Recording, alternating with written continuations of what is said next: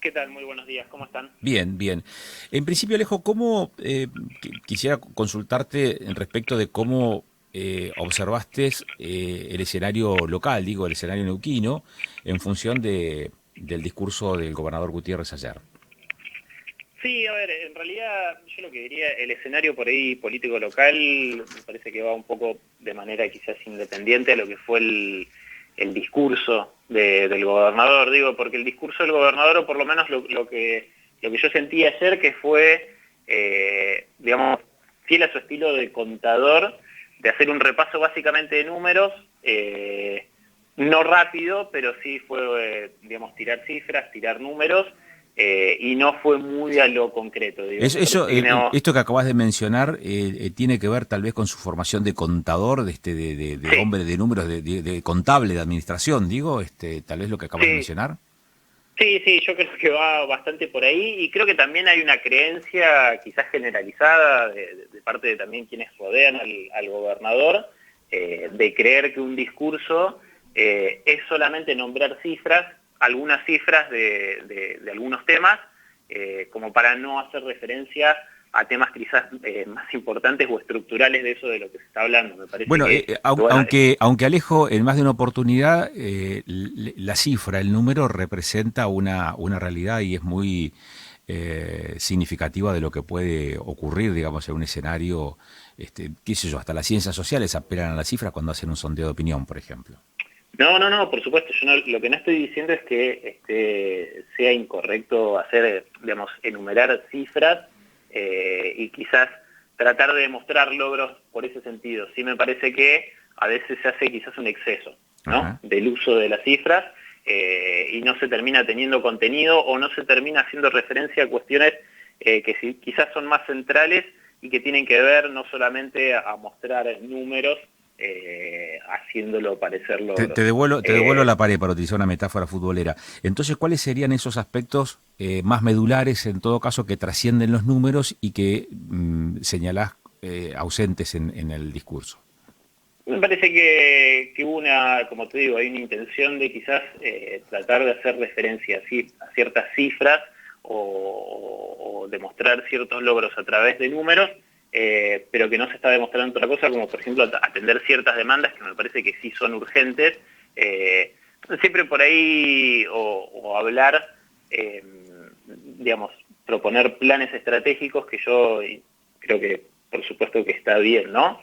Pensar a futuro, pero me parece que muchas veces se termina tratando de demostrar que hay una gestión que piensa en un mediano y largo plazo y no se termina atendiendo la demanda y creo que eso es algo de lo que estuvo ausente en el gobierno. Es cierto que el gobierno por ahí se quedó mucho en demostrar que gestionó de manera bastante aceptable la pandemia, que hizo una correcta aplicación de lo que fue el plan de vacunación, pero bueno, también tuvo digamos, situaciones quizás un poco más críticas en el sector salud, y eso, por ejemplo, no se mencionó. Yo estuve viendo declaraciones, escuché declaraciones de algunos legisladores que nombraron, bueno, no se habló, no se hizo referencia a lo que fue en su momento todo el debate que tuvo que ver con la carrera sanitaria.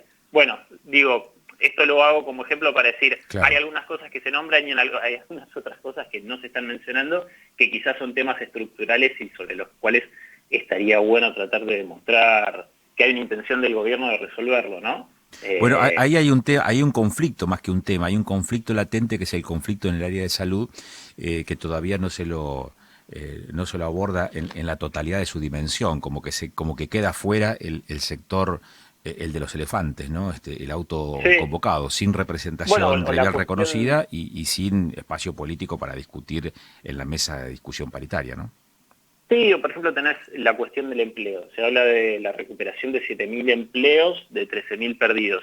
Digamos, tirar esa cifra está bien, pero después se habla al final y se lo tira, insisto, como muy por encima, que va a haber, que digamos que se va a tratar de crear un programa que es de capacitación para jóvenes. Bueno, yo creo que los jóvenes quizás necesitan que el gobierno brinde otro tipo de herramientas, que no sean solamente pasantías y capacitaciones. Creo que el tema del ¿Cuáles empleo y serían esas especialmente. herramientas, No, yo no soy Alejo? especialista en políticas de empleo, pero me parece que el gobierno podría instrumentar otras cosas, me parece hay un ministerio de hecho para esto, que sea, digo, hay una plataforma, ¿no? Hay una plataforma web que el gobierno anunció en su momento, de la cual no se tuvieron más, no hubieron ningún otro tipo de anuncios, o no se sabe más qué pasó con eso.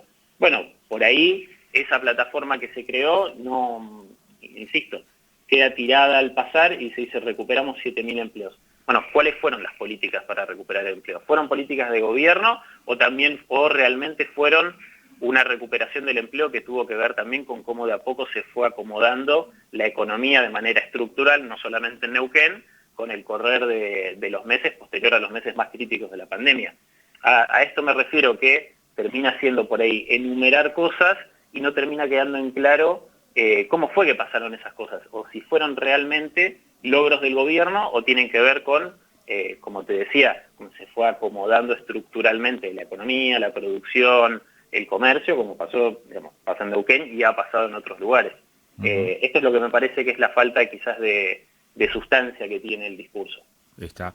Y a nivel nacional, ¿cuál es la mirada que tenés? Digo, porque también allí ha dado mucha tela para cortar, ¿no? Hubo anuncios que tienen que ver con iniciativas a tomar y con iniciativas a no tomar. Por ejemplo, reforma de la Administración de Justicia o no reforma previsional, no reforma laboral, no revisión tarifaria en más. Sí, acuerdo con el Fondo Monetario Internacional. Digo, ahí hubo anuncios por lo que se va a hacer y por lo que no se va a avanzar también, o por el sendero en el que no se va a avanzar. ¿Cómo viste ese otro escenario que tiene que ver con lo nacional? Bueno, eso me parece justamente un punto interesante, que haga una delimitación o, digamos, marque la agenda por el lado de la negativa, pero de la negativa de tratar de despejar esto que vos decís, que no va a haber ajuste, que no va a haber reforma previsional, que no va a haber tarifazos, que no va a haber tampoco reforma laboral. Es un poco, me parece que ahí lo que trató de hacer el presidente es dar ciertas certezas o intentar dar ciertas certezas sobre temas que son obviamente de preocupación de la gente y que tienen que ver en gran parte, ¿no?, lo que es el ajuste, el tarifazo, las reformas previsional y laboral, con lo que tiene que ver también con el trabajo. Digo, eso muy vinculado a lo que también vienen demostrando las encuestas, en todo este último tiempo, que son las principales preocupaciones de la gente y que generan estas incertidumbres. Entonces creo que ahí eso es una especie de, le podríamos decir que es como un hito discursivo que tuvo en ese sentido el gobierno, tratar de dar certezas sobre cuestiones que venían generando mucha incertidumbre y que también le venían jugando muy en contra al gobierno, y que bueno, también por ahí son un poco herencia del gobierno anterior. Me parece que en el caso del oficialismo nacional sigue pecando, ya haciendo 2 años de gestión de gobierno, de tratar de echar responsabilidades sobre el gobierno anterior. Sí, hay mucho que tiene todavía que tratar de corregir el gobierno actual sobre lo que fue la gestión del macrismo, ¿no? Pero ya a 2 años es un poco, bueno, atate los pantalones y hacete cargo de que estás en el medio de la gestión y que se te vienen todos estos meses, y sobre todo este año y pico, porque yo diría que no son 2 años de gestión, y esto aplica mucho más para el gobierno social. Uno podría decir, siguiendo los ritmos de la política de nuestro país, que queda este año de gestión y el otro de campaña. Sí, más o menos. Sí. Incluso te diría que quizás en el gobierno, digamos, en la provincia queda solamente este año, teniendo en cuenta que probablemente las elecciones vuelvan a ser para esta misma altura del año que viene, ¿no? En el caso, claro, en el caso de la provincia de Neuquén seguramente van a ser elecciones anticipadas. De hecho, la historia así lo confirma. En el primer semestre vamos a tener, o deberíamos tener, digo, por esto que hacía mención de los antecedentes, ¿no? La elección de gobernador. Con lo cual también fija un interregno largo, si se quiere, hasta el 10 de diciembre, teniendo en cuenta quién puede resultar electo de esa compulsa, porque la interna también se plantea en términos desafiantes para las fuerzas que van a intervenir dentro del partido gobernante, digo, dentro del MPN neuquino. Sí, por eso te decía que creo que la agenda política ya está marcada desde fines del año pasado, con lo que fueron las elecciones legislativas. con todos los runrunes que hubo durante estas últimas semanas, de cómo se están tratando de acomodar las distintas correlaciones de fuerzas, no solamente en el movimiento popular neuquino, también dentro de poco van a ser elecciones de autoridades en el Partido Justicialista local. Bueno, desconozco cuál es la fecha para el caso de Juntos por el Cambio acá en Neuquén, pero creo que el discurso me parece que no marca la agenda política local, sino que fue un repaso de logros, avances o algunas gestiones que hizo el gobierno provincial. Bueno, en el caso de lo que pasó en el Congreso, sí fue muy en claro la división que hay en parte al interior del oficialismo y sobre todo se vio mucho más expuesta la interna en el caso de la oposición, ¿no? Claro. Con el retiro de gran parte de los legisladores del recinto. Ok. Gracias, Alejo. Muy gentil, ¿eh? Por favor, a ustedes.